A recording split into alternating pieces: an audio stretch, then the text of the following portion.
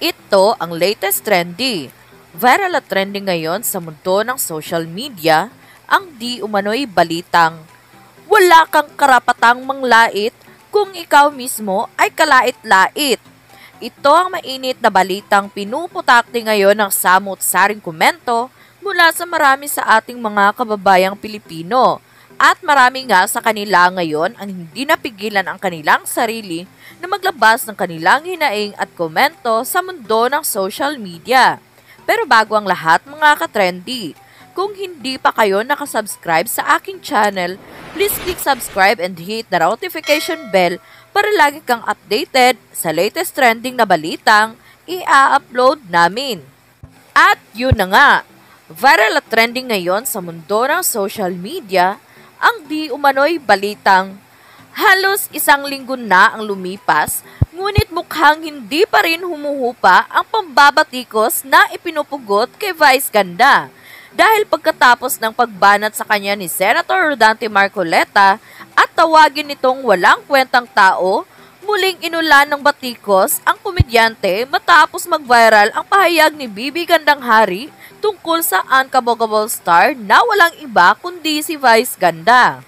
Umani ng iba't ibang reaksyon mula sa mga online users ang pagre-real talk ni Bibi Gandang Hari sa It's Showtime host. Sa kanyang live video, tinapat ni Bibi si Vice na pagmimintas ng kapwa o pagtawanan ang itsura ng iba, hindi mo na ba dapat sanayin mo na nitong humarap sa salamin para tignan ang kanyang sarili?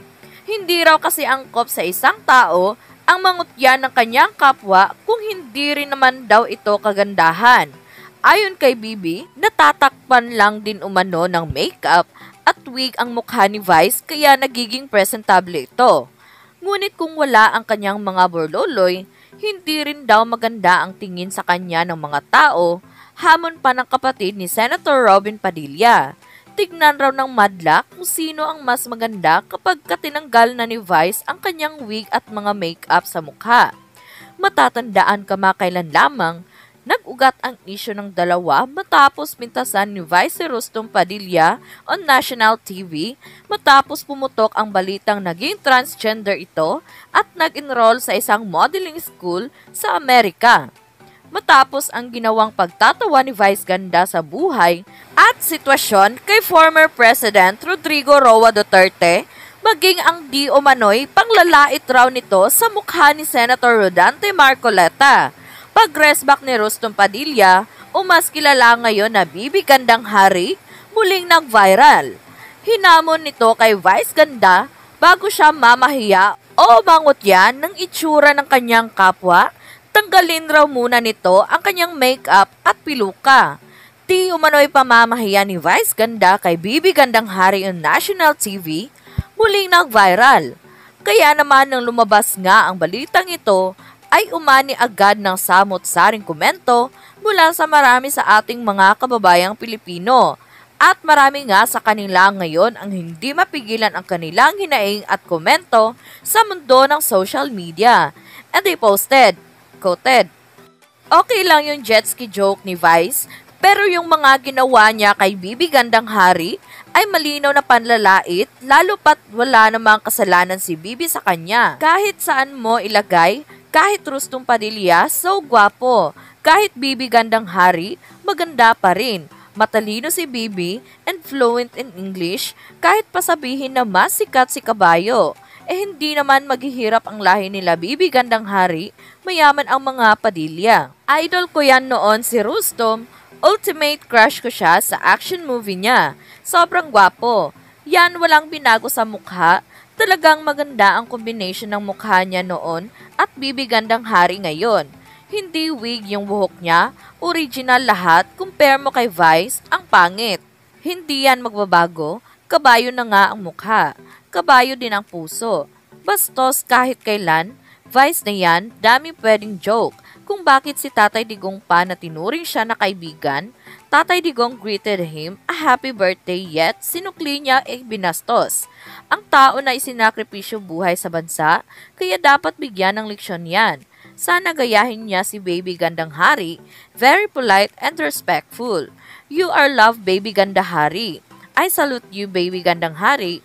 Mabuhay! God bless! Ngayon ko lang na-realize, hindi kaya minasama ni Vice yung paggamit ni Bibi sa word na ganda sa name and feeling niya parang inaagawan siya ng trono like Vice lang siya, then may hari pa pala ng ganda.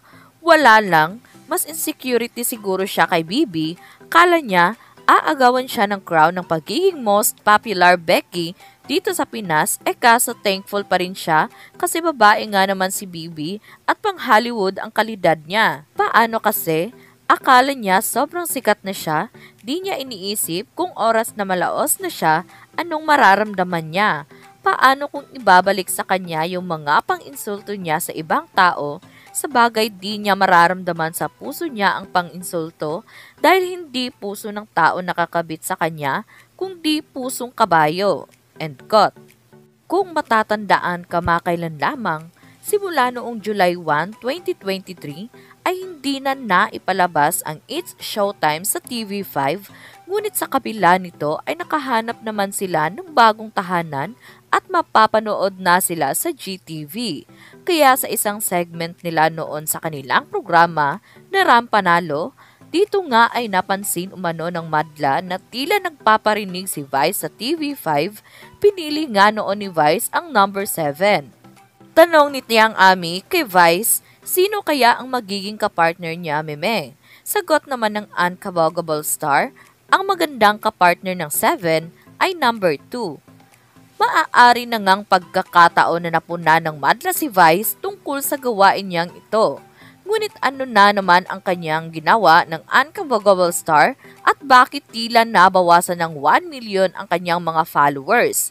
Kaliwat ka ng banat ang natatanggap ngayon ni Vice Ganda, ito'y matapos umanong patutsadahan ng TV host comedian ang mga DDS na naganap na Super Diva concert nila ni Asia's Diva Songbird actress na walang iba kundi si Regine Velasquez sa Araneta Coliseum. Sa isang segment ng Super Divas, gamit ang sikat na background music sa TikTok na Jet Jet Holiday, marami ang nagsasabing tila ang dating presidente ng Pilipinas ang binatikos ni Vice tungkol sa jet ski promise nito noon hinggil sa issue ng West Philippine Sea. Kung ikinatuwa ng mga fans ni Vice ang kanyang paandar sa concert nila ni Regine, marami rin ang nainis at na bad trip lalo na ang mga taga-suporta ng dating Pangulo o mas kilala sa tawag na DDS. Sabi ng mga galit na galit sa DDS, hindi dapat ginagawang katatawanan o joke ang nangyayari ngayon sa dating Pangulo. Matakot daw sana si Vice sa karma dahil wala naman daw ginagawang masama sa kanya ang pamilya ng dating Pangulo. Maliban dito, napansin din ng mga netizens na nabawasan ng followers ang komedyante. Mula sa 20 million followers, ngayon ay 19 million na lang. At yun na nga mga ka-trendy. Ano ang masasabi mo sa video na ito? Huwag kalimutang mag-iwan ng komento sa baba para malaman ko kung ano ang naging reaksyon mo sa latest at trending na balitang ibinahagi namin. Maraming salamat po!